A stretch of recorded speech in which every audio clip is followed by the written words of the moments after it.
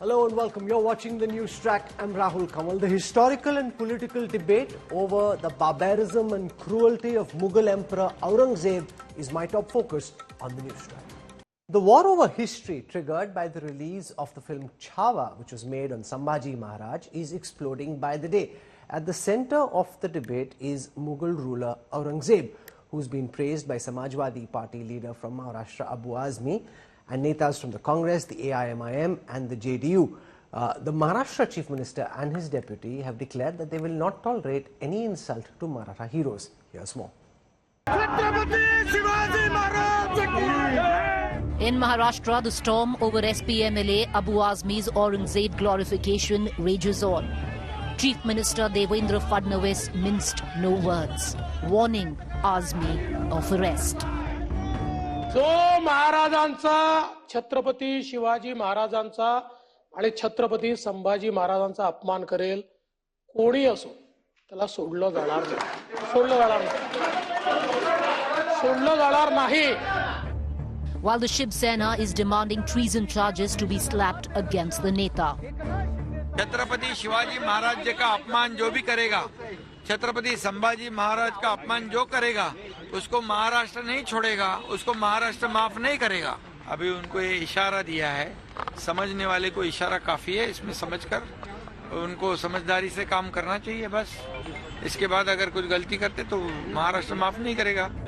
The suspended Samajwadi Party MLA meanwhile is claiming threat to him and his family.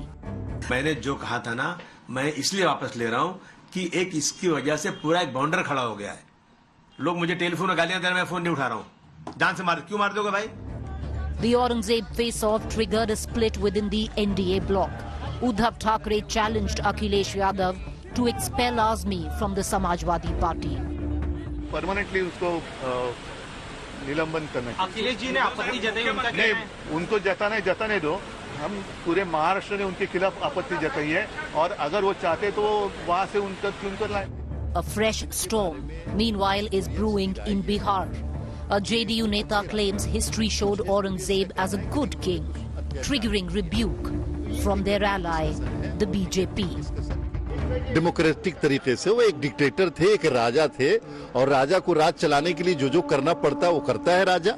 मेरी नजर में औरंगजेब एक अच्छे हुक्मरान थे. निलंबन किया गया था अबू आजमी का, तो क्या लगता है यहाँ भी कार्रवाई कोई होगी? निश्चित रूप से हम लोग मांग करेंगे कि ऐसे लोग चाहे किसी भी पार्टी में हो, जो एक क्रूर शासक का गुणगान करते हो, एक भ्रष्ट और अय्यास, और एक ऐसे लोग जो भारत के लाखों माँ बहनों को विधवा बना दिया, ऐसे लोगों का अगर गुणगान करते हैं, उसको इस देश में रहने का अधिकार नहीं है. और कठोर से कठोर कार्रवाई की मैं मांग करता हूँ.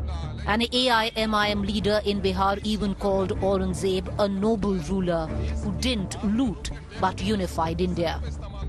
मैं कह रहा हूं कि बीजेपी का मामला नफरत की आग में रोटी सेकने के अलावा कुछ भी नहीं है.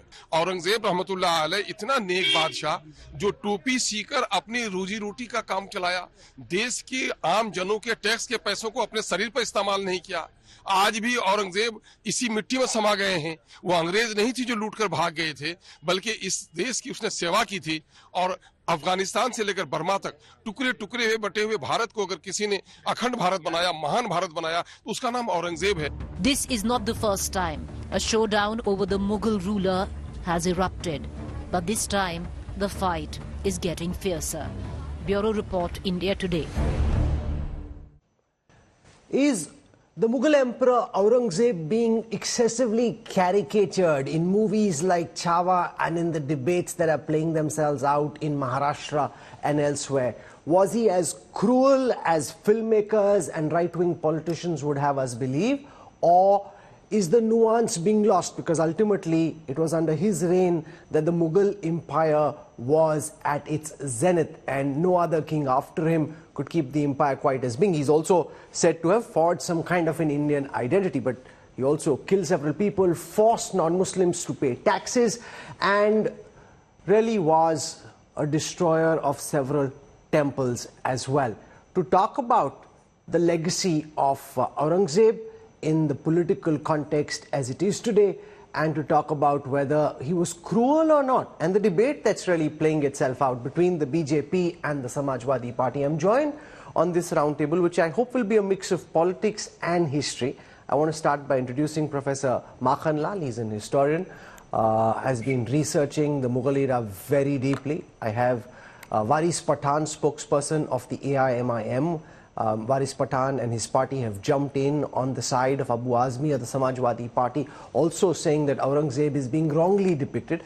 I have Professor Anand Ranganathan joining us on this broadcast, Ghanshyam Tiwari, national spokesperson of the Samajwadi Party, and I have Gaurav Bhatia, national spokesperson of the BJP. And I want to go across to Gaurav Bhatia first, because the fact is, and that's a historical fact, that Aurangzeb was a very successful emperor when it came to territorial conquest. From Afghanistan, except for Kerala and the northeast, you know, he had this grand India which didn't exist after he went away. So from the prism of the Mughal Empire and from the prism of his kingdom, he was very successful, and in that era a lot of the kings were also extremely barbaric, and therefore the likes of Abu Azmi, also the AIMIM, say that the BJP is turning this into Hindus versus Muslim, that you're turning this into too simple a binary, that what he achieved is being lost and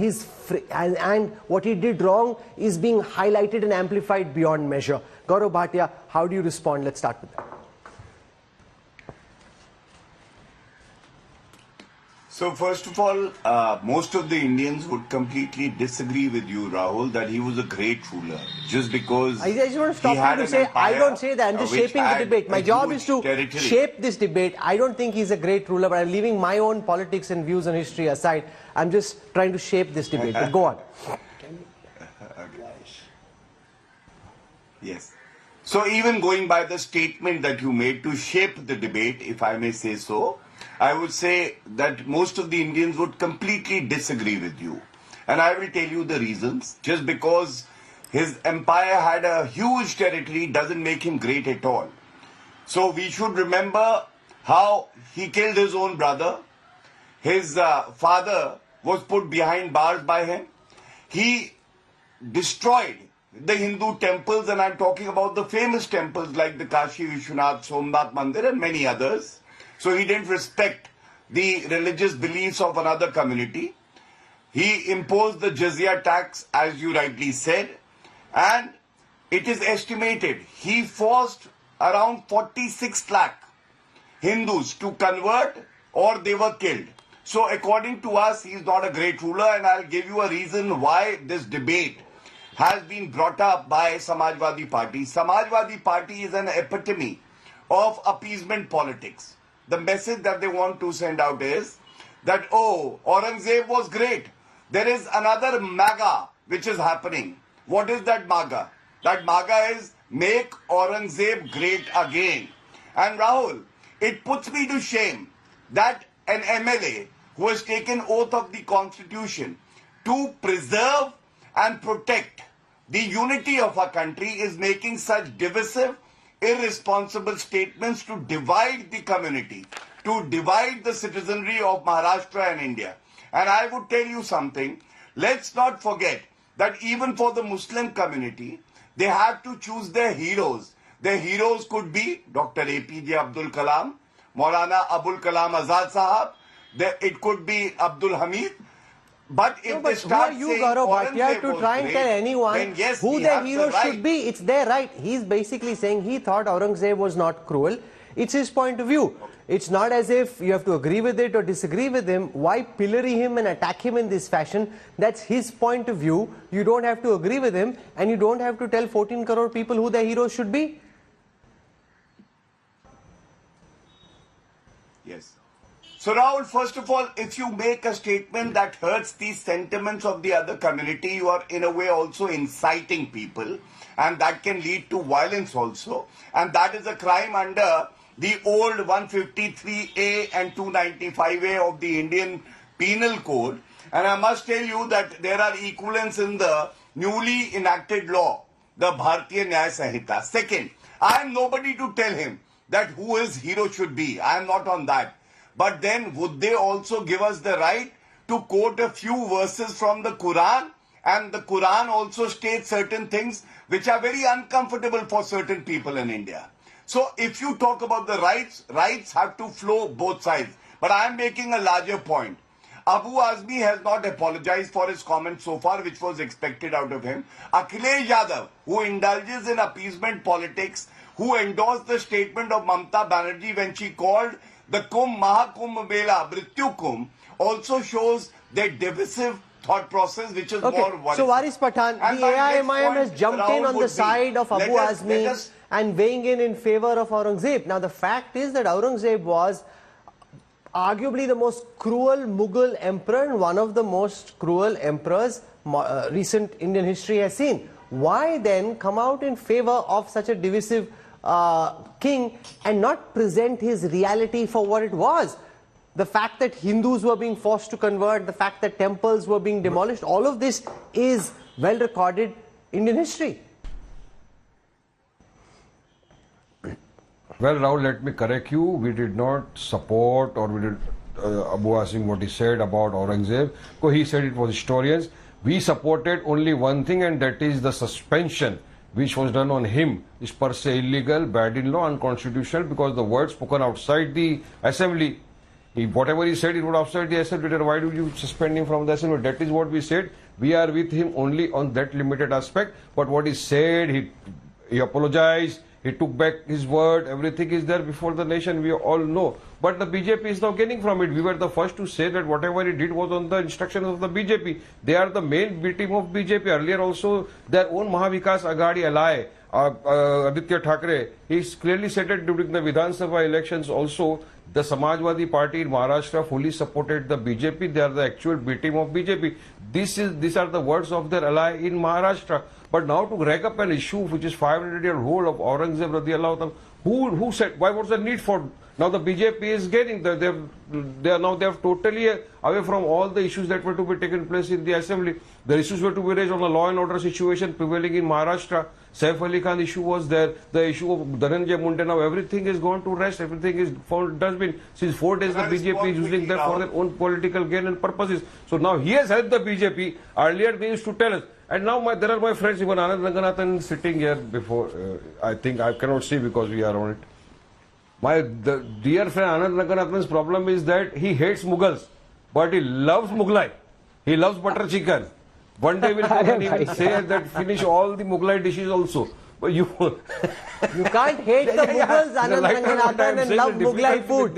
So Waris Pathan knows things about you which others may not. But how relevant are these debates? How relevant are these debates? You know, whether he's cruel, not cruel, very cruel, not so cruel. You know, given that, you know, for example... Rahul, allow me just 10 seconds, Rahul. So just one second, Waris bhai, I'm coming back to you. Yes. There are various historians.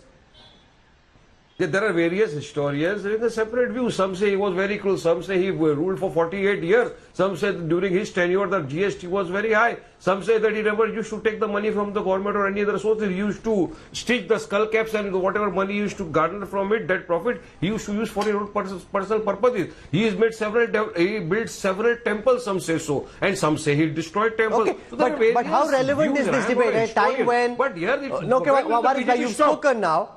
At a time when one minister is forced to resign because an aide of his is involved in a murder case, and the government has questions to answer on the issue of, say, Saif Ali Khan being attacked, law and order in Mumbai and Maharashtra, the opposition frames this as a diversionary tactics, as the BJP and Abu Azmi being in cahoots with each other, that these are debates from history which are not relevant to what's happening in the economy and in politics right now. Professor Anand Ranganathan.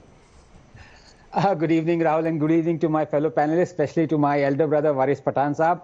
I'm a vegetarian, but if I eat butter chicken as claimed by Waris Pathan Saab, then he eats bacon. Both are not true. Let me emphasize on that.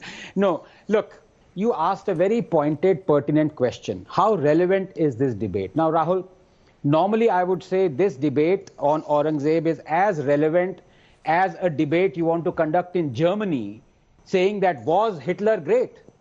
Now, the point is, in Germany, you would not find anyone, unless you're absolutely demented psychopath, who would enter into a debate with the argument that, yes, Hitler was great.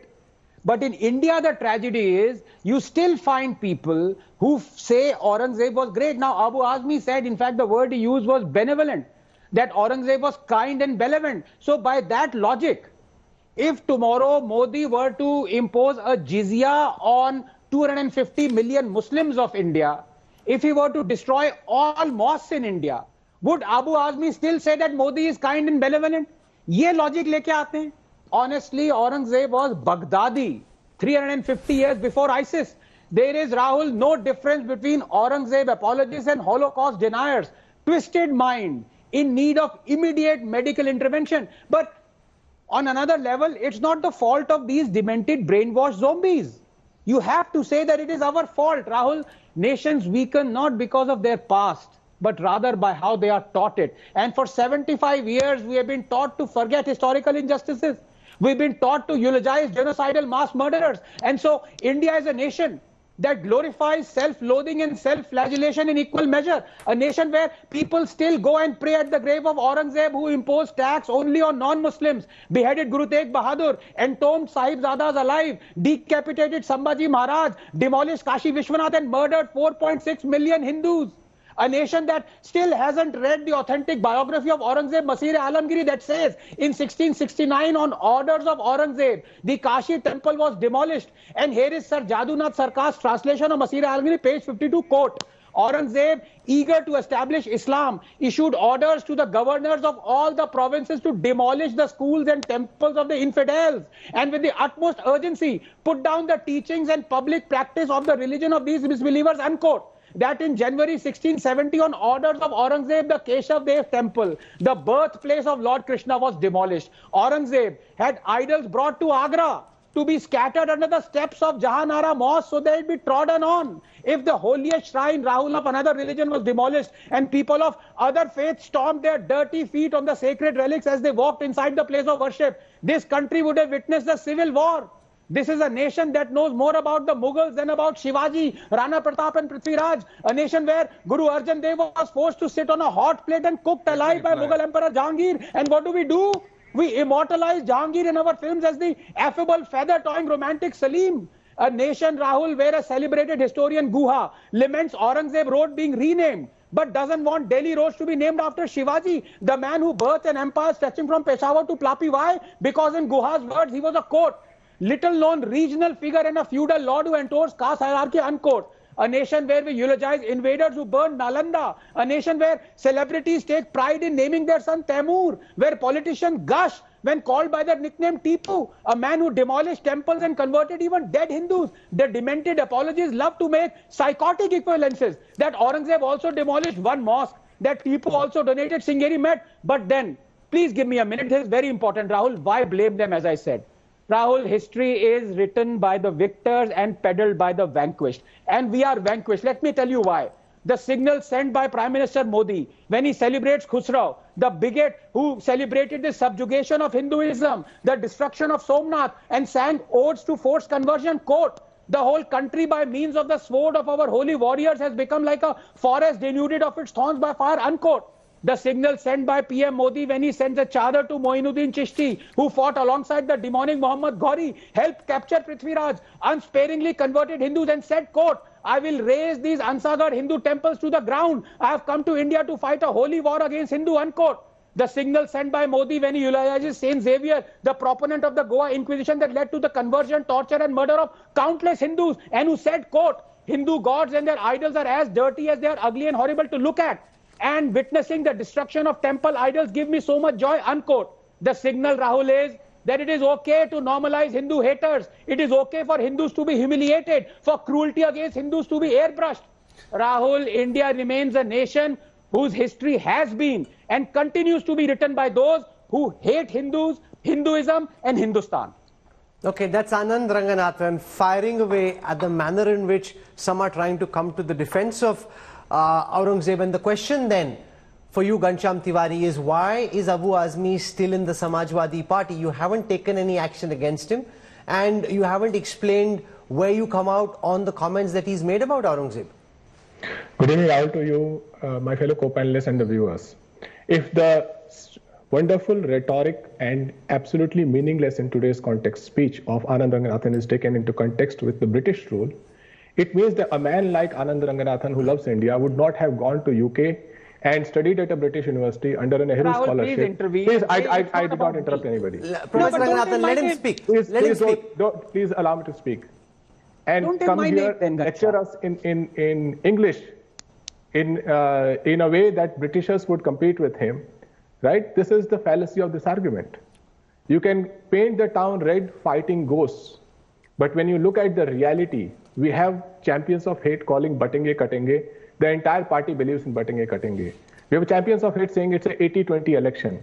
If you look at the model of Aurangzeb and you look at model of Adityanath, at different scales, find the difference. One, both use religion for their leadership. No, that's unfair. That's unfair. No, come on. Please allow me to complete. No, 1 second. Here's a man who... You can say whatever you want to say. You did not interrupt any of the speakers. Make your argument. I have some words for you once you finish. Ranganathan come and interject, then I can keep quiet. Okay, Ghanshyam Tiwari, complete your argument and I'll build this with you later. Sure. Thank you. So, after this lecture in English, studied in a British university, an empire that killed the soul of India more than anybody else could. On a channel where we're debating in English, fighting ghosts is not the problem that India needs to solve. The problem that India needs to solve is in less than 6 months, 94 lakh crore of investor wealth has been lost. But you're just giving me general rhetoric, you're not answering the question. Ghanshyam Tiwari, this is meaningless gerrymandering. So the question, so 1 second, Ghanshyam Bhai, but you must answer the question, you're not answering the question. And I will have the same courtesy that you showed. I will show you the courtesy, but I want to draw you into this debate. Do you stand for what Abu Azmi said about Aurangzeb? Did you interject the 10-minute speech of Anand Ranganathan? 10 minutes, Rahul, I must come in. This is fifth. Can you please allow me to complete? What kind of debate? But why don't you talk about the issue we are debating? Do you stand in favor of Abu Azmi? Can I speak or no? You must speak. I can be a spectator. I don't wish that we intrude when you speak. I want you to speak, but I want you to speak about the topic that we are debating. You did not interject Gaurav Bhatia. You did not interject Anand Ranganathan. I have spoken 3 sentences. I have had 3 interjections. Okay, make your point. If the model of atrocity that is visible in Uttar Pradesh in custodial deaths, in bulldozer Raj, is compared in scale, Aurangzeb was known for his bulldozers, Adityanath is known for his bulldozers. The atrocities against poor is visible in Uttar Pradesh when you look at custodial deaths. The use of religion for politics is visible. The Batenge Katenge champions are visible. The hate speech, if Abu Azmi, what he said is a hate speech. Last year, the India Hate Lab called out 1,165 hate speeches, out of which 380 happened in events organized by BJP. 80% happened in BJP-ruled states. BJP is the reigning champion of hate speech. So at no level, unless BJP wants to distract India from the issues that we face, that 95 lakh crore of investor wealth is wiped out, exam papers are getting leaked, there are no jobs.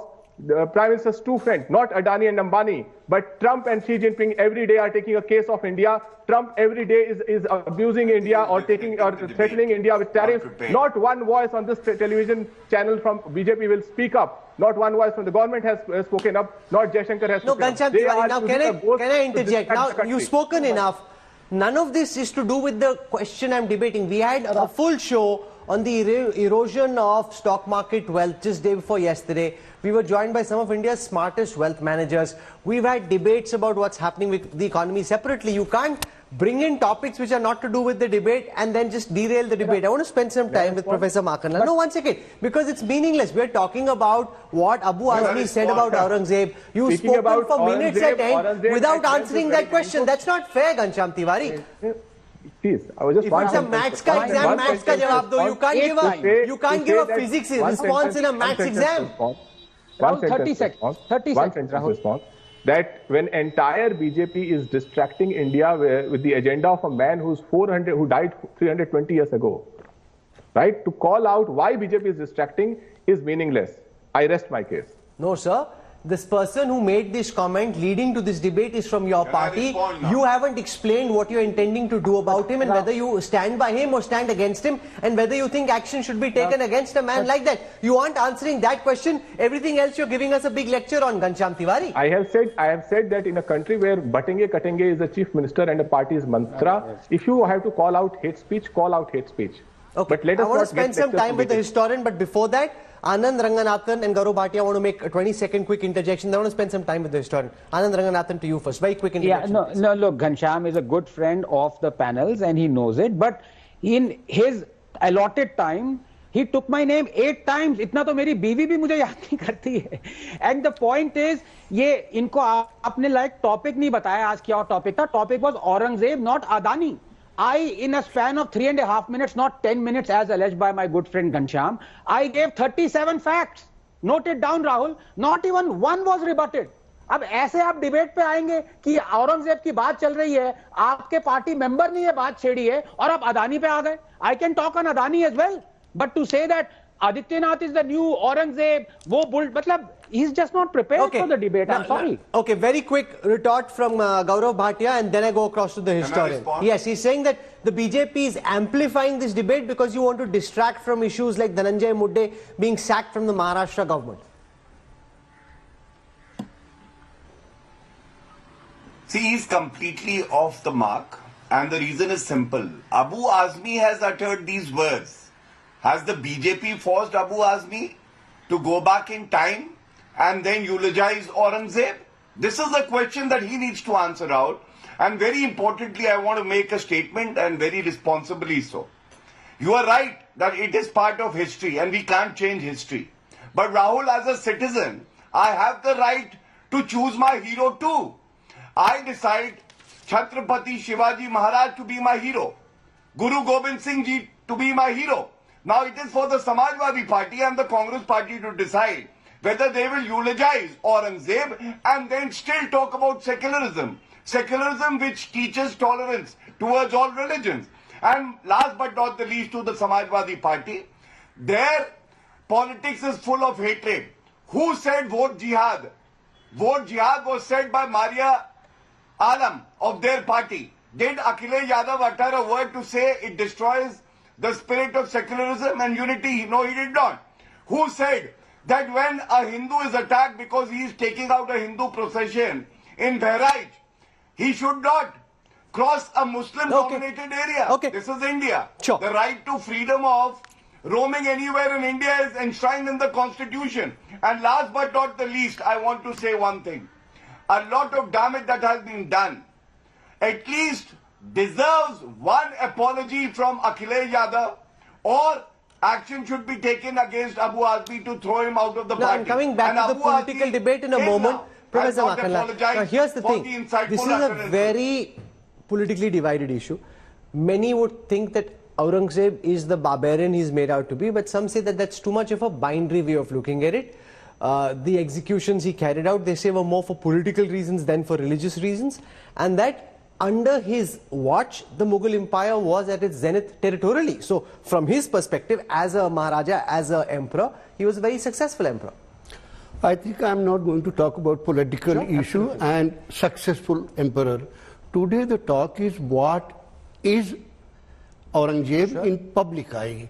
And I am not going to talk about my opinion. That's my nature. Here I will not talk. But here is a book called Masr-e-Alamgiri. Masr-e-Alamgiri is a record of Aurangzeb's Darbar. Whatever the official proceedings were carried out, they were all recorded like courtroom. And that is from where I will read out certain things and leave it to you to form your opinion. I'm not somebody to give an opinion right now here, because many times judgment should be led to the people. And before that, here is your opinion based on pattern. Always remember, opinions are not made on one or two stray incidents. Opinion is a pattern. Fair enough. And Bill Durand, we all know 13 volumes of history of world civilization. Bill Durand opens third volume saying Mughal period of Indian history is bloodiest history in the world. He is using the word bloodiest history. Pattern is there. After all, when Guru Arjan Singh was executed by Jahangir in Lahore, his fault was he was given the choice to pay 2 lakhs rupees ransom money and accept Islam. He had no money, no accepted Islam. There was no other fault. He was executed. What for Guru Tegh Bahadur was executed? 9th Guru, and on 11th November 1675, it is Aurangzeb's reign, he was executed because he refused to convert, he refused to do certain things, and also not only Guru Tegh Bahadur was executed, we all know the names of Matidas, Satidas and Bhai Dayal. They were cut to pieces. Only example, you thought that any great ruler, there was a great ruler in Ashoka the Great, considered no, but Ashoka is accused of murdering his brothers, of killing his No, that's opinion, that's not evidence. That's opinion of some of the left bias. Yaji Wells wrote, the greatest humane emperor ever in the history of the world. So here is that one, opinion. He murdered his brother, his opinion, completely based on unreliable, no evidence, only interpretation. I'm not going into it. Matidas was cut to two pieces. Bhai Dayal was put into the boiling oil. These are not strange incidents. There is this. And then Jorawar Singh, Fateh Singh, 9-year and 7-year-old boys were just put in that. Does it not appear a kind of pattern any humane king will do? After all, you may have political reason to persecute Guru Gobind Singh. What about Fateh Singh and Jorawar Singh, 9-year and 7-year-old boys? You have any reason?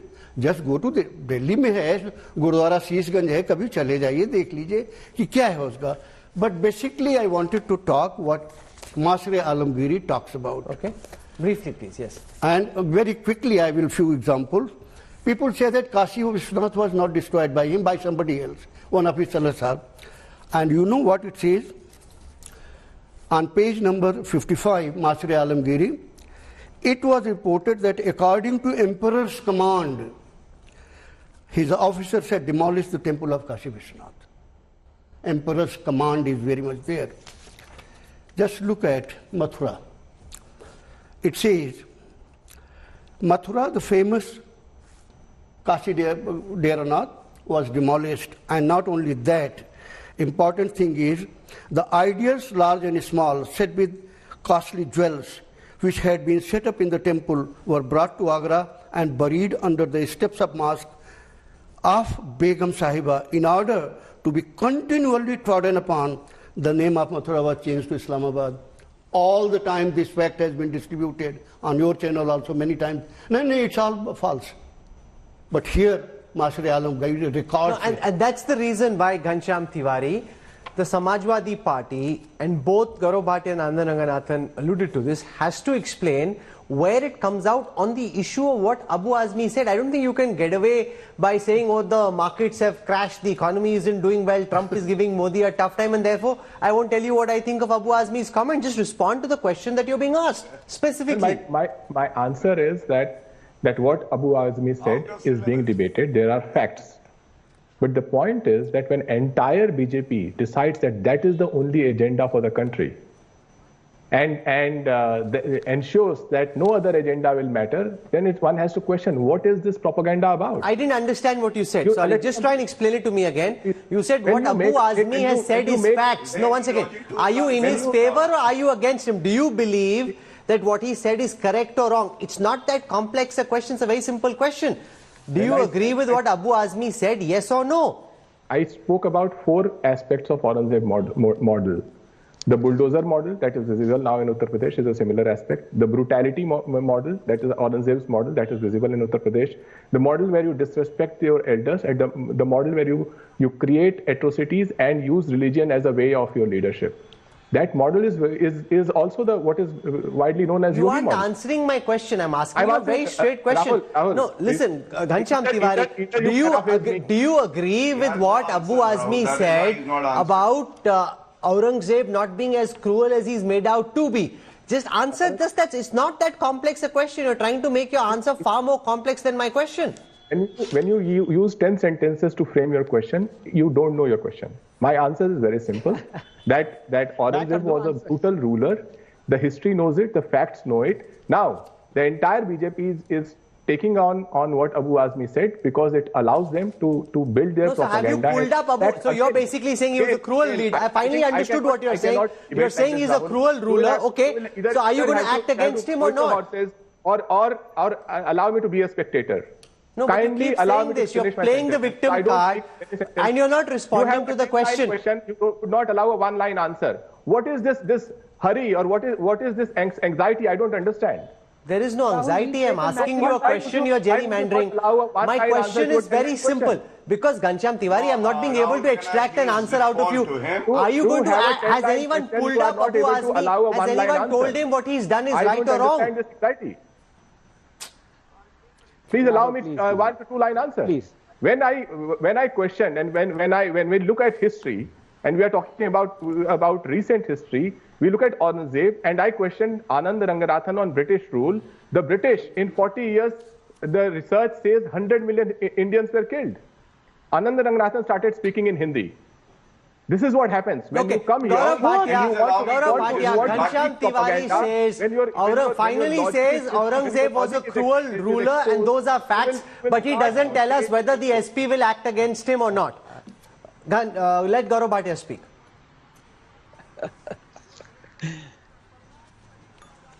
So after 40 minutes of debate, at least as a participant, I am not clear.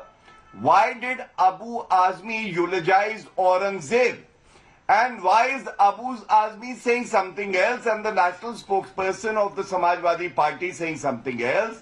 And then Akhilesh Yadav is supporting Abu Azmi by saying that it is his freedom of speech and expression and therefore he is trying to justify the statement of Abu Azmi. At least the SP spokesperson should have read the ex-tweet of Akhilesh Yadav before coming to the debate. Second, it is their model of appeasement and spreading hatred. I have in my hand, I show you, a Samajwadi Party manifesto. 2 things stand out on appeasement politics and communal politics. One, they said we will withdraw terror cases of accused persons if they are Muslims. And the Allahabad High Court reprimanded the then Chief Minister, Mr. Akhilesh Yadav, and the withdrawal couldn't take place. And second, the kind of discrimination against the constitution, they said we will give 30,000 rupees to Muslim female students. Now I ask them, why not to the Sikh, to the Hindus? And this is the kind of politics they are propagating by supporting and eulogizing Aurangzeb. They want to send out a message to the Muslim community. Vote for us, but I believe the Muslim community also doesn't consider Aurangzeb their hero. Thank you. Anand Ranganathan, you know, when Shama Mohammed said something which the Congress didn't agree with and they thought went against public sentiment, Jairam Ramesh put out a tweet saying we don't agree with what she said. Rahul, shouldn't... This is not fair. You have made me sit here. मैं आ रहा हूँ sir, 1 minute में आ रहा हूँ, 1 minute में आ रहा हूँ. Anand Ranganathan. Varis bhai, just 1 minute. I want to make a point. I want to make a point here. Okay, Varis bhai, you speak first. ये क्या है? Okay, अच्छा बोलो, आप बोलो. I don't want everyone to get so unhappy. In any case, it's a very divisive issue. Do you think it's okay, Varis Pathan, for the SP to say those are Abu Azmi's views? Or should they come out and explain what the party's views on this are and correct them if they're wrong? Varis Pathan first.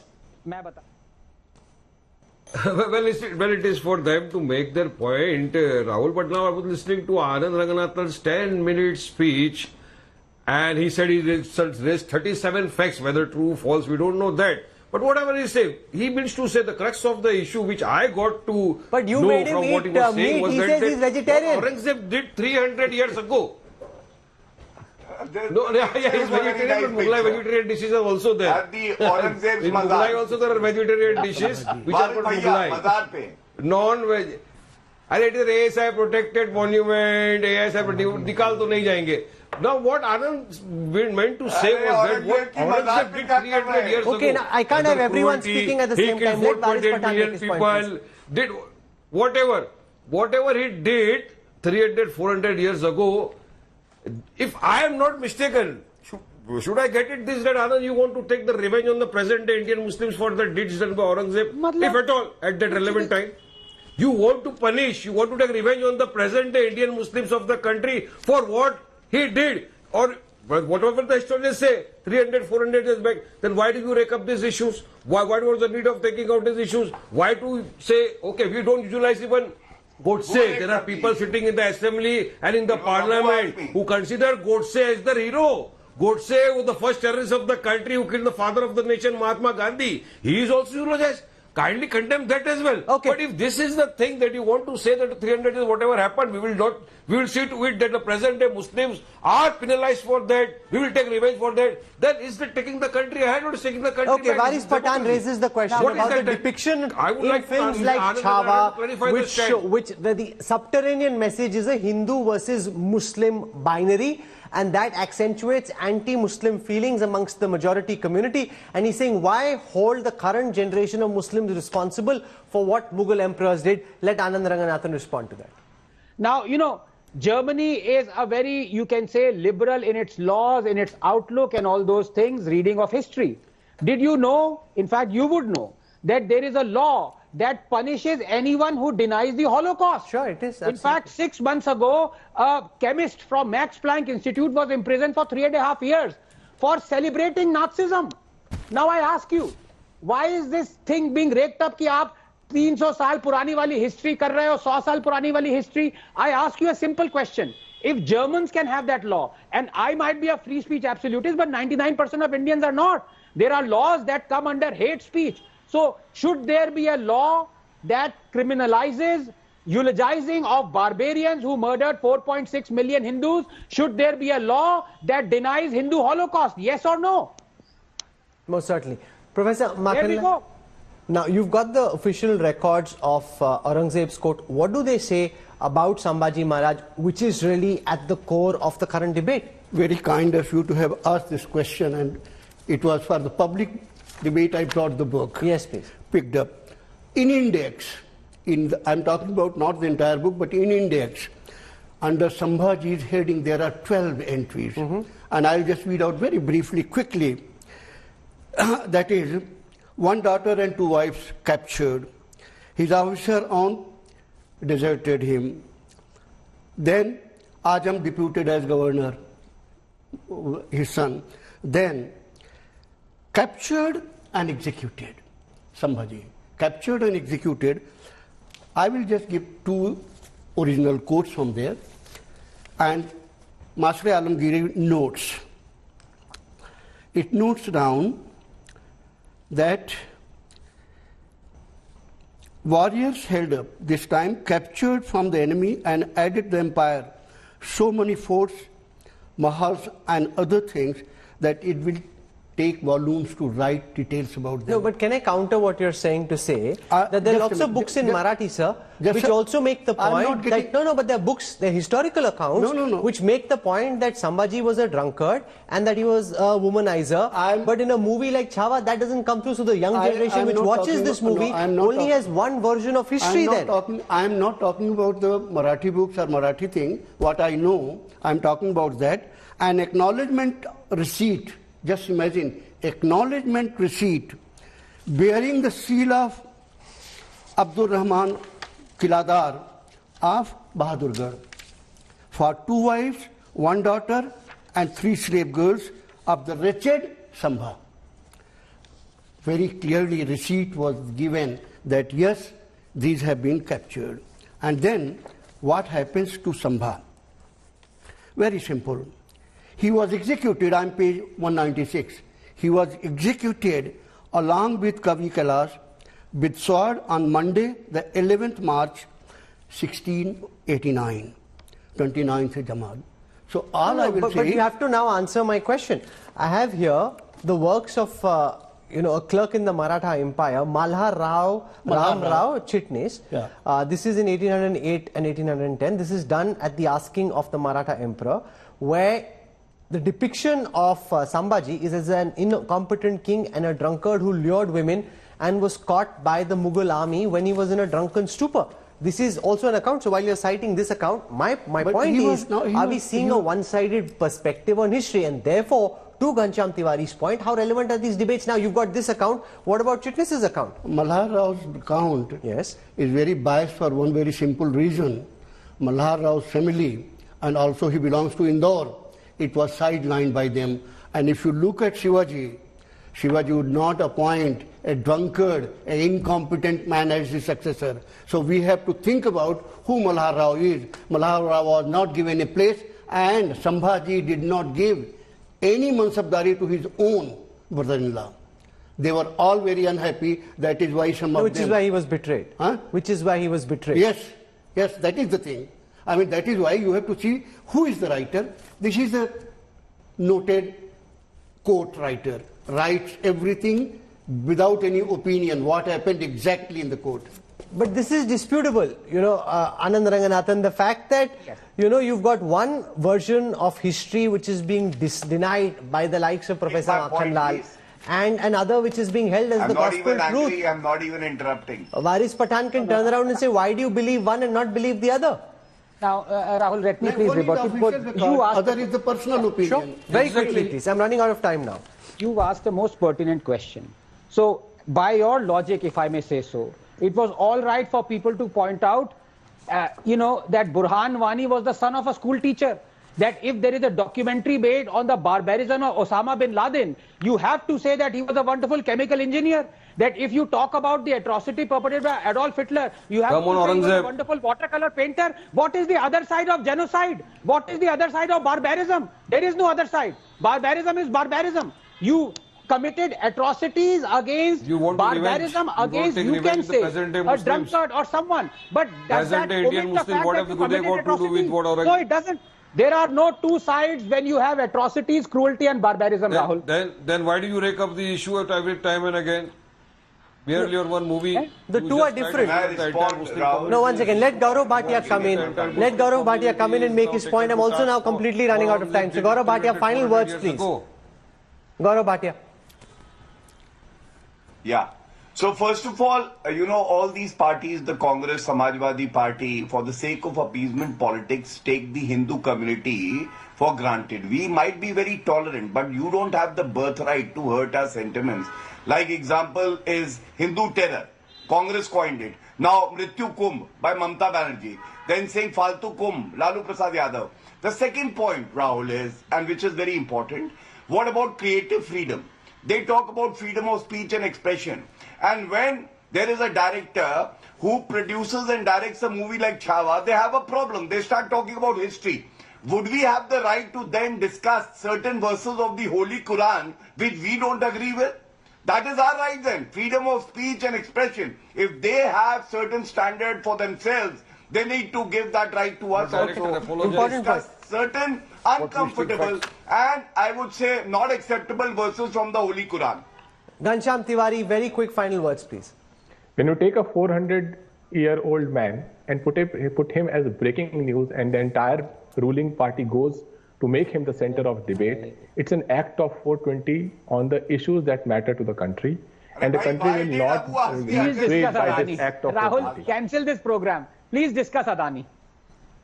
It's an act of 420, and the viewers saw that when questioned about British Empire, Anand Ranganathan switched to Hindi. This is how history plays out. Speaking in English. What's got language got to do with British Empire? It was true. Of brutal leaders, barbaric empires, barbaric rulers. And when you start saying only about one, others will tumble out. And people like Anand Ranganathan will not have a place to...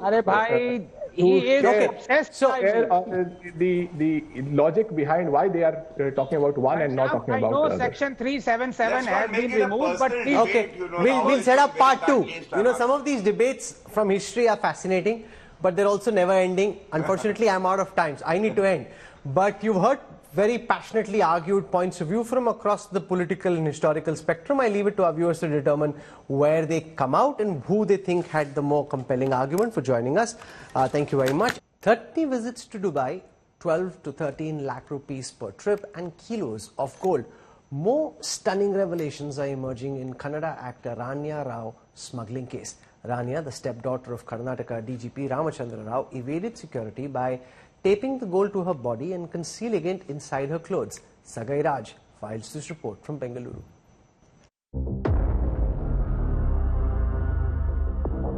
The Karnataka gold smuggling plot unravels.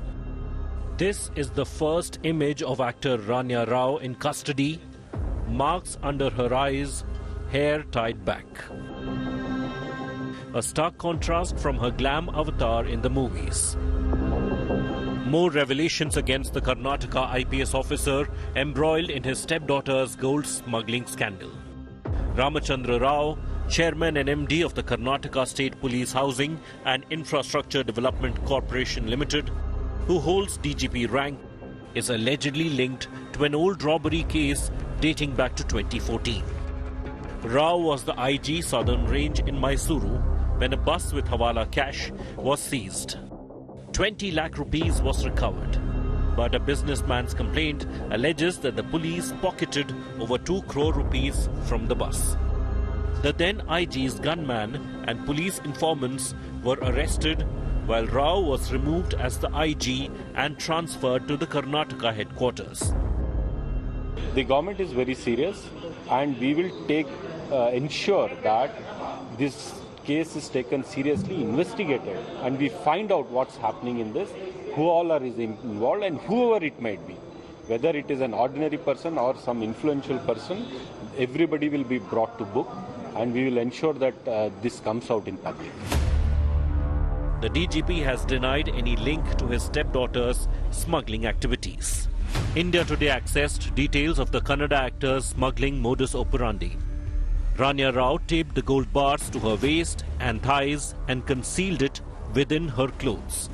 She modified her jackets and belts to smuggle the gold. Her frequent trips to Dubai put her on the radar.